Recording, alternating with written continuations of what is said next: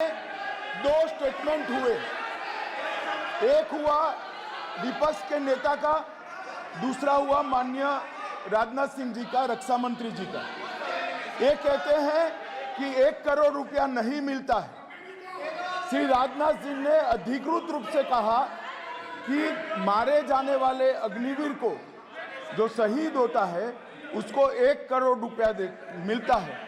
उनको factual position सदन पर रखनी चाहिए मान्यवर। ये सदन झूठ बोलने की जगह नहीं है मान्यवर, यह सच बोलना चाहिए। और अगर ये नहीं रखते हैं तो उनको ये सत्यापन नहीं करते अपने स्टेटमेंट का, तो उनको सदन और देश से और अग्निवीरों से माफी मांगनी चाहिए माननीय।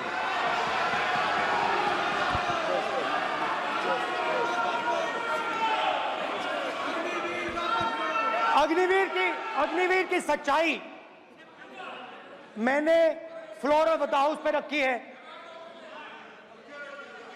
और राजनाथ सिंह जी ने भी कहा है, जो रियलिटी है वो हिंदुस्तान की सेना को मालूम है, वो अग्निवीरों को मालूम है।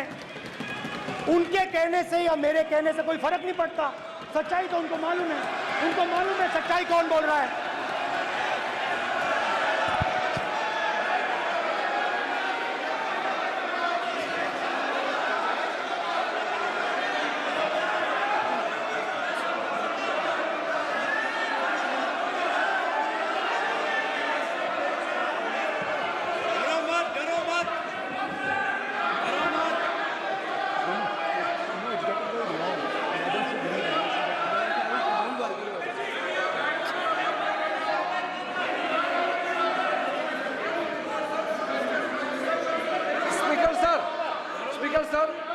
अभी डरो मत। मेरा छोटा सा अनुरोध है, क्योंकि सर ये विषय गंभीर है और अभी माननीय गृह मंत्री जी ने जो बात रखे हैं कि 2 स्टेटमेंट जो रक्षा मंत्री जी ने बताया सदन को और माननीय विपक्ष के नेता राहुल गांधी जी ने जो स्टेटमेंट रखा है, इसमें इन्होंने जो कहा है कि रक्षा मंत्री बोलने से क्या फर्क पड़ता है, इतना हल्का फुल्का कैसे स्टेटमेंट दे सकता है लीडर ऑफ ऑपोजिशन।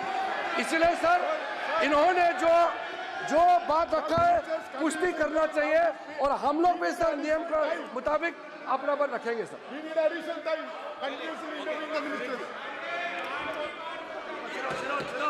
और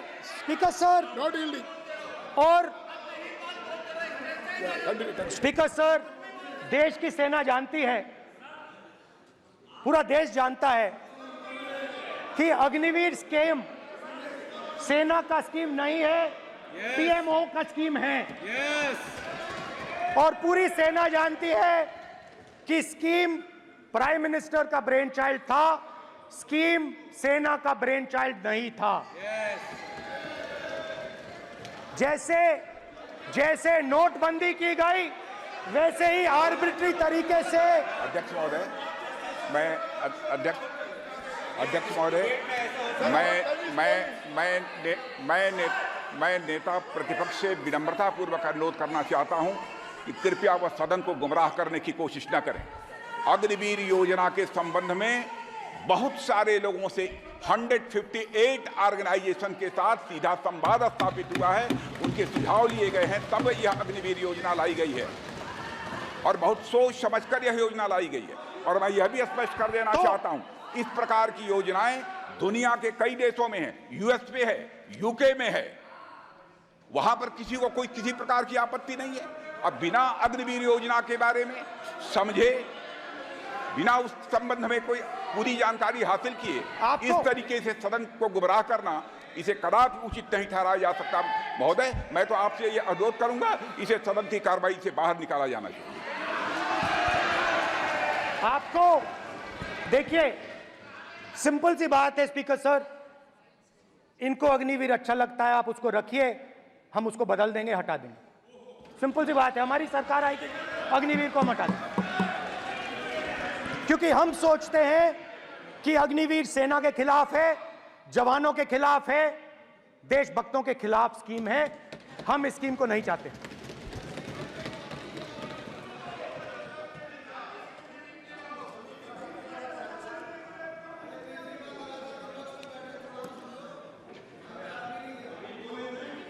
पहली बार हिंदुस्तान की हिस्ट्री में जनता से स्टेट्स छीने गए हैं। जम्मू कश्मीर लद्दाख से आपने पहली बार स्टेट छीना है। मणिपुर को आपने सिविल वॉर में डुबा दिया है।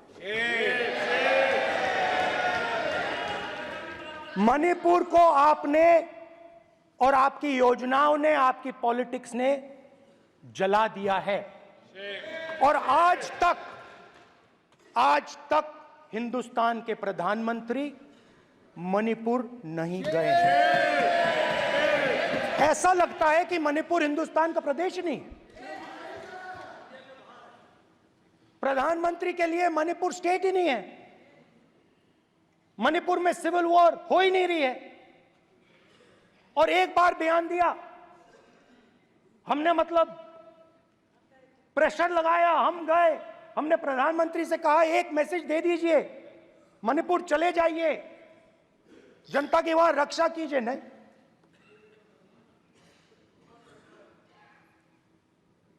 मैं वहां गया,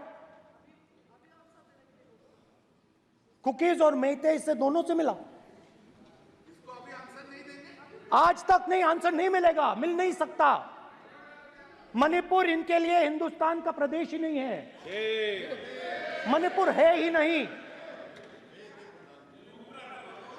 मणिपुर है ही नहीं, ना होम मिनिस्टर के लिए ना प्रधानमंत्री के लिए, है ही नहीं, एग्जिस्ट नहीं करता। वो है ही नहीं। ना प्रधानमंत्री जाएंगे बोलेंगे कुछ नहीं, जैसे कुछ नहीं हुआ वहां पे। मैं रिलीफ कैंप में गया, एक औरत कांपती हुई, रोती हुई मुझे कहती है कि मैंने अपनी आंखों के सामने, हाँ मैं औरतों की बात कर सकता हूं, एक भाई मैं कर सकता हूं। एक भाई एक कर्तव्य निभा रहा है। आप अपने संगठन में महिलाओं को नहीं डालते हो, मगर मैं औरतों की बात कर सकता हूं।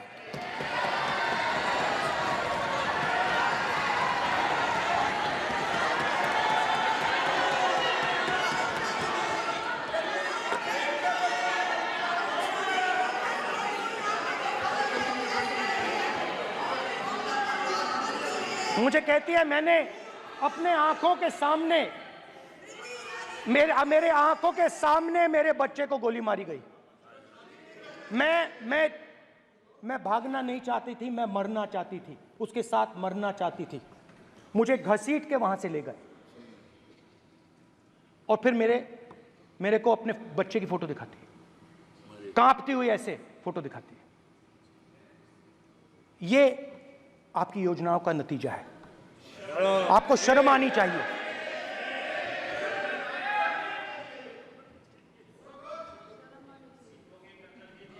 एक दिन प्रधानमंत्री 8 बजे कहते हैं, पता नहीं फाइन ट्यूनिंग हो गई भगवान के साथ,